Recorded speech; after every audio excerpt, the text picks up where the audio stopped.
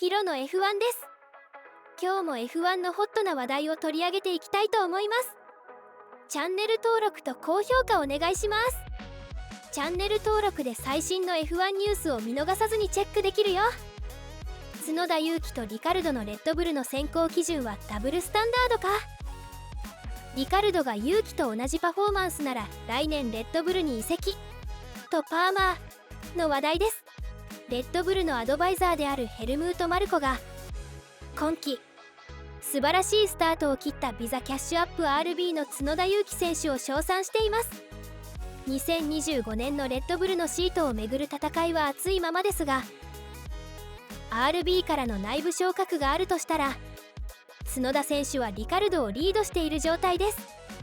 F1 公式でジョリオン・パーマーは、もし今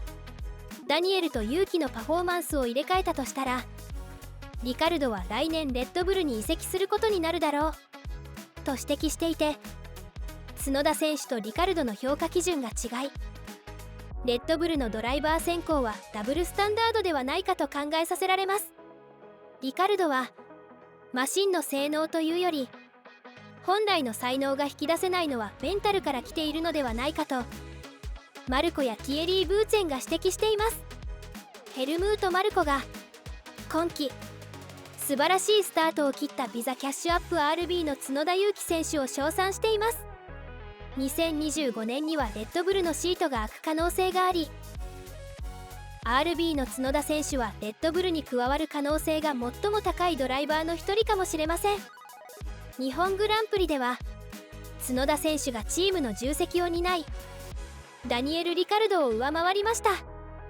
本来なら予選 Q3 進出が厳しいマシンで Q3 に進出しただけでなく、オーストラリアグランプリに続いてポイントを獲得し、今季のポイントを7ポイントとしました。マルコは角田選手を称賛し、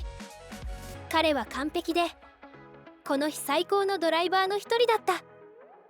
と語りました。レッドブルがセルジオ・ペレスと再契約しなければ、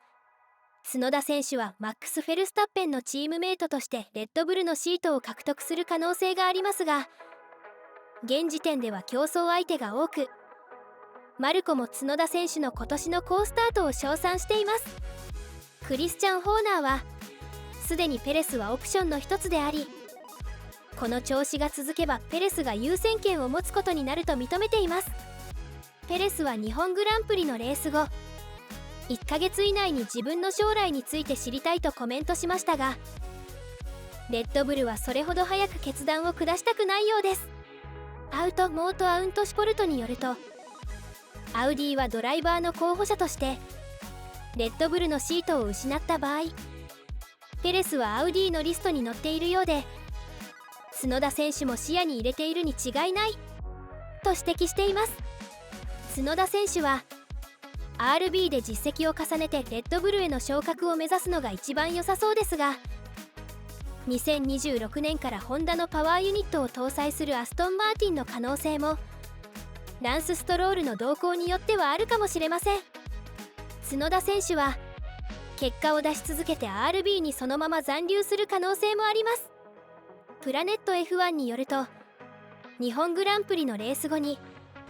F1 キャスターのローレンス・バレットはリカルドが落胆しているのを目撃したと話しています。チャンネル4の司会者であるスティーブ・ジョーンズからリカルドと話をしたのかとバレットは尋ねられ、次のように話しています。話したよ。彼はかなり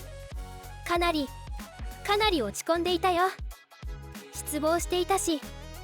ポジティブなことは何も見つけられなかった。本当に何も言うことがなかったよ。レッドブルには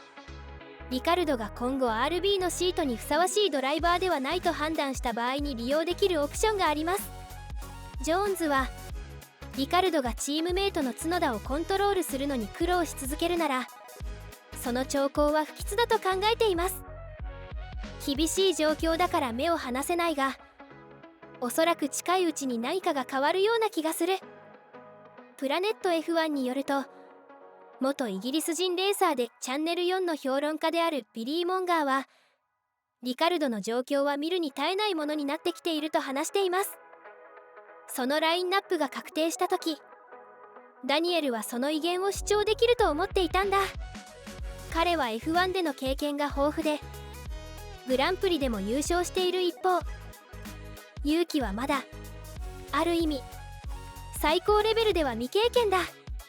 今のままではほとんど見ているのが辛く感じるよ。ビザキャッシュアップ RB は次の中国グランプリでリカルドのために新シャシーを導入する予定です。開幕から4レースが経過しましたが、ダニエル・リカルドが望んでいたようなシーズン、レッドブルの代表であるクリスチャン・ホーナーがリカルドに期待していたようなシーズンのスタートにはなっていません。ホーナーの意図はセルジオ・ペレスが調子を落とした場合にレッドブルでその後釜となる有力な選択肢を見つけることでした。ですが残念ながらリカルドはペレスのレッドブルのシートに近づくために必要なフォームを全く見せていません。現実にはリアム・ローソンが控えているため、ビザキャッシュアップ RB のシートですらリカルドはプレッシャーを受け始めています。 F1 公式でジョリオン・パーマーはリカルドの1周目のアレックス・アルボンとのクラッシュはいくつかの状況があったとはいえリカルド自身によるものだったと指摘しています。リカルドは左ミラーをチェックしてストロールを確認したが、反対側のアルボンの動きには気づきませんでした。リカルドは右側も確認する必要がありましたが、誰もいないだろうと判断してアルボンに詰め寄ってしまったため2台ともリタイアになりました。パーマーはタイヤ選択の関係で狭く厳しいサーキットでのスタートがリカルドにとって厳しいものになったとはいえ、この件はリカルドの責任と言わざるを得ない。たとえスチュワードが1周目の接触だからと免責したにせよと厳しい指摘をしています。角田選手は日本グランプリでさらに1ポイントを加算して7ポイントとし、この時点で角田選手とリカルドの2人の差は決して小さくありません。角田選手はリカルドに対して4勝0敗と予選でも圧倒的に優位に立っており、過去3戦はいずれも角田選手は Q3 に進出しています。パーマーは1周のペースではリカルドは角田選手に遠く及ばない。金曜唯一のドライセッションとなった FP1 でマシンに乗れなかったことを考えれば、日本グランプリの予選で角田選手にコンマ1秒差まで迫ったのは上出来だと指摘しています。 RB チームにとってリカルドの存在価値が一体何にあるのか、パーマーは厳しい指摘をしています。しかしダニエルにとって問題なのは、角田の近くにいるわけでも角田の信頼できるナンバー2になるわけでもないことだ。昨シーズンリカルドが大々的に復帰したのはあくまでもレッドブルの後釜になる可能性を視野に入れてのことだった。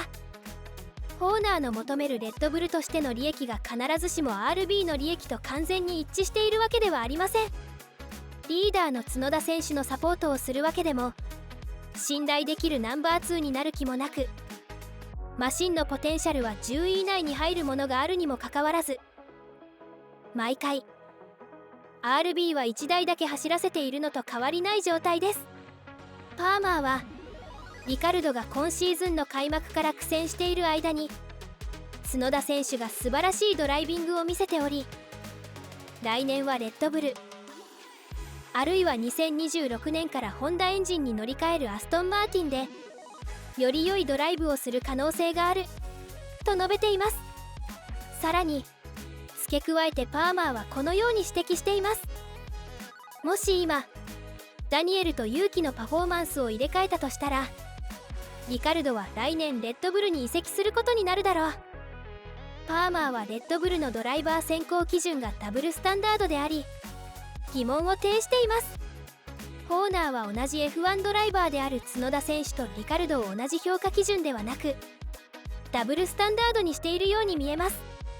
レース中に感情をあらわにしてこれまで角田選手は不利になることもありましたが、成長しそのようなことも一切なくなりました。リカルドの場合は表情にも明らかに自信が感じられず、暴言はなくとも果たして F1 ドライバーとして続けられるメンタルが残っているのか疑問が出てきています。ティエリー・ブーツェンによると、リカルドは自信を失っているために自身のベストを引き出すのに苦労しているのではないかとプラネット F1 に話しています。 F1 でドライブしているのなら常に 100% の力を出さなければならない。自信の問題、身体的な問題、何にでも影響されるならいい仕事はできない。今日彼はミスを犯しているし、本来の速さでもこれまでの速さでもないことが分かっただろう。つまり過去にレースで勝っていた時ほどメンタルが強くないということだ。メンタルが他の部分を支配してしまうとパフォーマンスが低下しミスが生じる。ミスが増えれば増えるほど自信を失っていく。精神的なものだからそこから抜け出すのはとても難しい。精神的なものなんだ。とはいえブーツェンはリカルドには能力を発揮するためにあらゆる機会が与えられていると答えています。私は彼にベストを尽くしてほしい。ここ数年彼にはチャンスがあった。マクラーレンにいた時もそして今も彼はいい車を持っている。彼がパフォーマンスを発揮し輝きを放つ瞬間を作ることができるはずの車を持っている。でも彼はそうしない。だから彼がこのような立場にいるのを見るのはとても悲しいことだ。彼の才能は確かにあると思う。彼は過去にそれを証明してきた。でもそれを生かすことができないんだ。またブーツェンは RB チームが彼に我慢ができなくなる可能性があるかどうかは言えないと語っています。私は内部の人間ではないので言うのはとても難しい。外から何が起こっているのかわからない。もし私がチーム監督でチームを勝たせようとするなら心理的な問題もなくプレッシャーもなく、ただ勝つためにそこにいて勝つために全てを尽くすドライバーを起用したい。全てを横に置いてただ一つのことに集中する必要がある。何か問題があるとどういうわけか 100% の力を発揮できない。それは F1 で必要なことじゃない。こんなことではシートにふさわしくない。メンタルの影響で F1 でかつての速さを見せることのできないリカルドはシートにふさわしくないとブーツェンは指摘しています。レッドブルの代表であるクリスチャン・ホーナーはリカルドの苦闘にリカルドのシートがすぐに危険にさらされるという指摘は時期尚早だと反論しています。モータースポーツトータル .com によるとホーナーは次のように話しています。ダニエルは大物だし長い間この世界にいる。彼は物事がどう動くかを知っている。彼には良い結果が必要でそうすれば笑顔が戻るだろう。彼はきっと反撃してくるだろう。まだ第4レースだ。 RB チームの首脳陣がどのように考えているのは分かりませんが、ジュニアチームとはいえ別チームのドライバー人事にこれだけ別チームの代表が肩入れしている状況はちょっと異常な感じがします。他のプロスポーツでは考えにくいことですし、マシンのコストキャップのために認められた範囲で技術を可能な限り利用するのはまだしも、ドライバー人事にこれだけ口を挟むのは F1 のスポーツとしての透明性や公平公正性が損なわれていると思います。リカルドは中国グランプリで念願の新シャシーを手にすることになります。それは安心のためとリカルドは主張しています。 RB のアラン・パーメインが角田選手とリカルドのパフォーマンスの差は純粋にシャシーによるものではないと否定していても、リカルドにはよりどころにしているマクラーレンでの経験があるそうです。モータースポーツトータル .com によるとリカルドは次のように話しています。モンツァで優勝した時チームはシャシーをリタイアさせたがっていた。だからロシアグランプリでは別のシャシーを与えられた。でもそれで僕はどこにも行けなくなった。そこでリカルドは交換を求めたそうです。実際リカルドは2021年のソチで4位、オースティンで5位入賞を果たしています。しかし今はただ確かめたいのだそうです。モータースポーツ .com のイタリア版ではすでにリカルドは最後通告されていて、夏までは時間があるのではないかと伝えています。リカルドは苦戦を強いられており、レッドブルはリカルドのパフォーマンスに満足していません。リカルドには夏まで状況を好転させる時間がありますが、リアム・ローソンはレースで代役を務める可能性があるとして準備を整えています。リカルドが結果が出せない理由としてマシンの問題だけではないと伝えています。正直に言おう、それはマシンの問題だけではない。 V カーブ01への適用は予想以上に複雑だが、ファエンツァで製造されたシングルシーターはポイントフィニッシュを保証するのに十分な性能を持っている。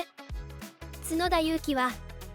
オーストラリア人ドライバーの0ポイントに対して7ポイントを獲得している。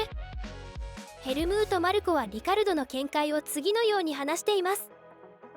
ダニエルには V カーブ01への適用に起因する問題ではなく、純粋に精神的な側面に起因する問題がある。リカルドが開幕前からレーシングブルズが置かれている状況に焦っていたのは偶然ではない。角田選手の2025年のシートがどこになるのかはまだ分かりませんが、新たにアウディの名前も出てきており、活躍すればするほど他のチームから注目されていくでしょう。リカルドに関しては精神的なものの要因が大きいようで、今回の中国グランプリに向けての新車シーへの交換で良い方向に変わることができるのでしょうか。角田裕樹とリカルドのレッドブルの選考基準はダブルスタンダードか。リカルドが裕樹と同じパフォーマンスなら来年レッドブルに移籍とパーマーの話題でした。チャンネル登録と高評価お願いします。チャンネル登録で最新の F1 ニュースを見逃さずにチェックできるよ。最後までご視聴ありがとうございました。次回のヒロの F1 をお楽しみに。